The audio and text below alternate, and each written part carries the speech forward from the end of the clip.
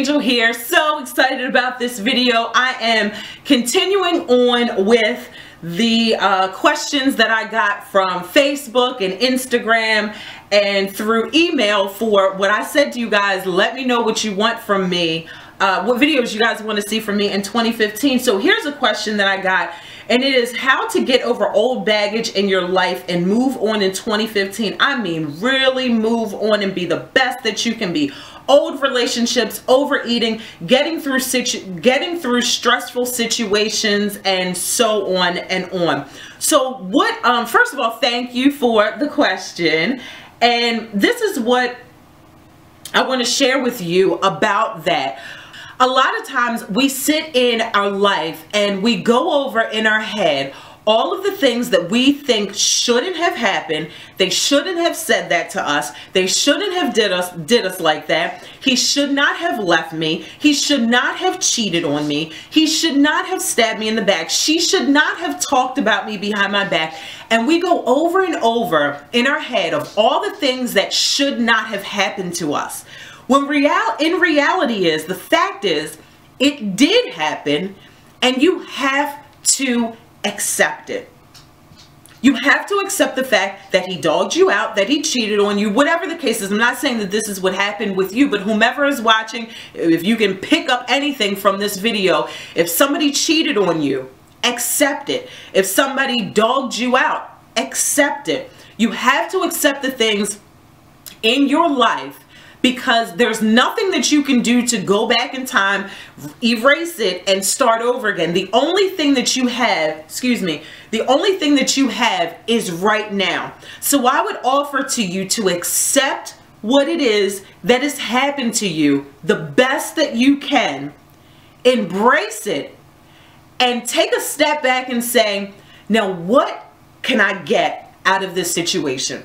Because there's something that you can get. I'm sure that you have gone through something that one of your girlfriends has gone through after you went through it, and you were able to go back and say, girl, let me tell you how I did it. So when you accept the fact that whatever has happened to you in your life, embrace it and ask yourself, how can I use this? What's the lesson in this?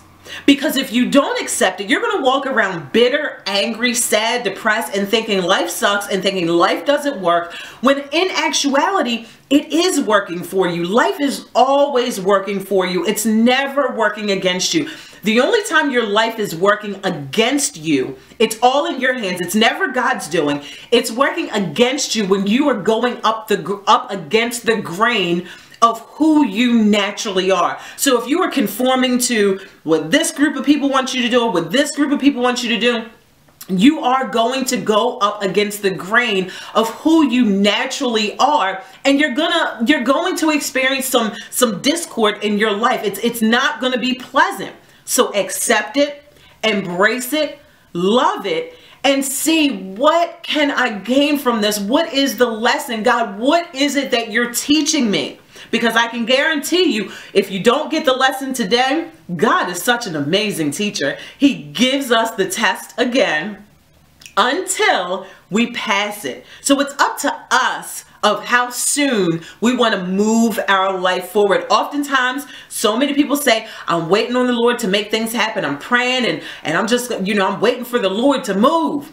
Well, the Lord is waiting for you to move.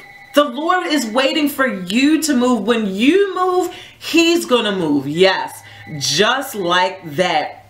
So when you gain control of who you are, the overeating and all the excess things that you're doing, when you really fall in love with you, when you gain that self-love with you, when you stop accepting the bull crap that people bring into your life, when you stop accepting those things because now you love yourself, you have this self-love for yourself, you no longer accept the overeating, you no longer accept the people dogging you out, you no longer accept the half-baked relationships in your life, because you love yourself. You now want to love yourself in every single area of your life. So when you have, that's the core thing, is self-love.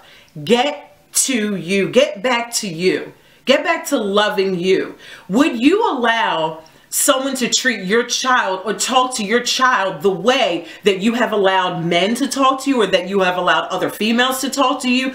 I really don't think that you would. I think a lot of us parents you would see a whole different side of us if somebody was dogging our child out. But when it's happening to us, we're like, oh, I'm an adult, I can handle it. Such is life. No, you don't have to deal with that stuff. When you love yourself, you change your whole entire body.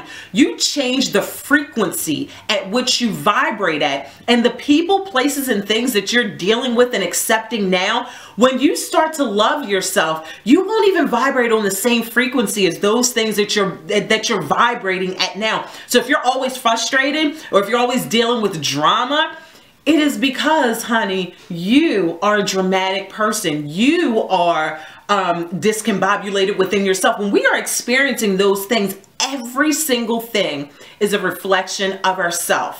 Everything. So if you are dealing with drama in your life, it is because you are dramatic. Get back to yourself. Get back to loving yourself, knowing who you are.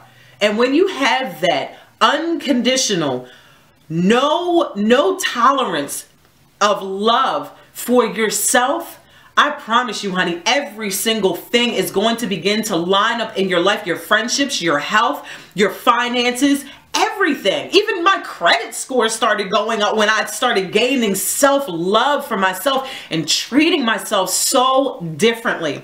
And you have to be mindful. I say this all the time. You have to be mindful of the friends that you keep in your space. Are the friends that you have in your space, are they going through similar situations that you are? And there's really nobody in your circle that you hang out with that's kind of made it out of that mess and can show you the way. If everybody is on the same page, like when I was on welfare, all my friends were on welfare. When I was living raggedy, all my friends were living raggedy. There was nobody that was in that space, in that circle with us to show us that there was something else possible for us. So make sure that you love yourself enough to raise the vibration of who you are, your whole vitality, to raise that so you can begin to attract new friendships, new mentors, new opportunities into your life. So to sum all of this up, for what I would like to offer to you is self-love. Get back to self-love. I absolutely love you guys from the bottom to the top, and I will see you in the next video.